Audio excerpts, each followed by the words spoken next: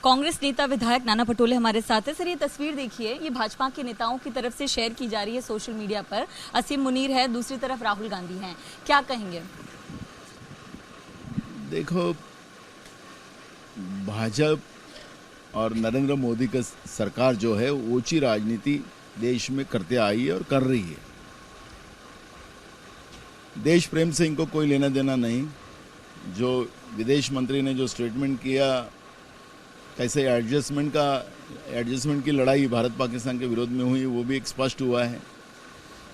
तो इस तरह की ऊंची राजनीति कर जो देश प्रेम रखते हैं, जिनके परिवार से एक नहीं दो शहादत इस देश के लिए हुई है, उनको ये बीजेपी के प्रमाण पत्र की जरूरत नहीं है, सर्टिफिकेट की जरूरत नहीं है। राहुल गांधी देशभक्त है और देशभक्त रहेंगे, लेकिन जो देशभक्त कभी रहे नहीं, तो ये उस तरह की ऊंची राजनीति वो बीजेपी कर रही है और देश की जनता समझती है। हमें ऐसे ऊंची राजनीति के ऊपर कोई प्रतिक्रिया देना हमारा कोई दायित्व नहीं बनता। लेकिन जो बार बार हम लोग प्रधानमंत्री जी को पूछ रहे हैं कि भाई आप सर्वदलीय बैठक लिए और आप खुद उसकी अगुवाई करें, क्यों प्रधानमंत्री भाग रहे हैं, क्यों भाग रहे हैं? दुनिया का कोई देश आज हिंदुस्तान के साथ नहीं है, भारत देश के साथ नहीं है। उसके रीज़न उनको बताना पड़ेगा। जो हजारों करोड़ रुपए के फ्लाइट से पूरे दुनिया में घूमने वाले प्रधानमंत्री, देश के जनता के पैसे अपने मौज मस्ती में खर्चे करने वाले प्रधानमंत्री, ये हर देश में जाके क्या किया? इनने खुद की एडवर्टाइज किया। ये अब प्रधानमंत्री को जवाब देना पड़ेगा। ये भारत पाकिस्तान की लड़ाई में कोई भी देश आज इंडिया के साथ नहीं रहा है, उसका भी जवाब देना पड़ेगा। जो पहलगाम में जो घटना हुई, वहाँ पे सिक्योरिटी क्यों नहीं रही थी, इसका जवाब उन्हें देना चाहिए। कितने हमारे फाइटर फ्लाइट हो जो वहाँ पर उनकी शहादत हुई है, क्या क्या हुआ है, जो चर्चाएं हम लोग सुन रहे हैं, उसके बारे में प्रधानमंत्री ने बताना चाहिए। और इस तरह की ऊंची राजनीति कर तुम इस जवाब से भागोगे नहीं, आपको जवाब देना पड़ेगा। इंडिया का हर व्यक्ति, भारत का हर व्यक्ति ये जवाब मांग रहा है। राहुल गांधी को पाकिस्तान का स्पोक्स पर्सन भी कहा जा रहा है, जिस तरह की तस्वीरें बना रहे हैं।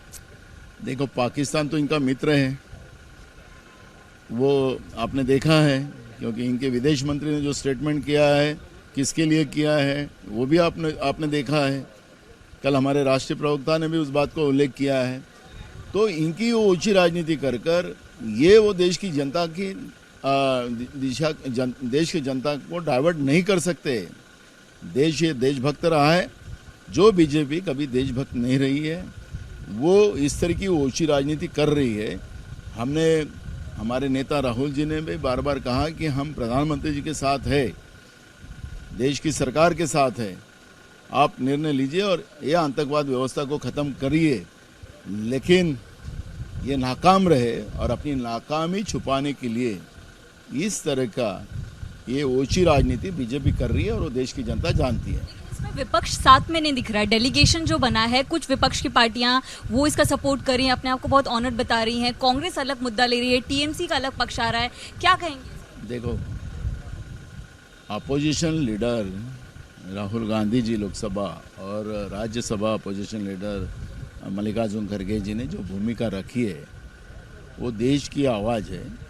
और इसलिए कौन क्या कर रहा है, किस तरह से कमेटी बनाई जा रही है, आपस में हर पार्टी में कैसी लड़ाई की जा रही है, पूरा देश देख रहा है।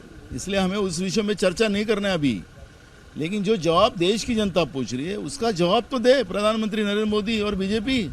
इस तरह की ऊंची राजनीति राहुल गांधी के बारे में ऐसे फेक ये बनाकर करने से कोई फायदा होने वाला नहीं है। उनको जवाब देना पड़ेगा।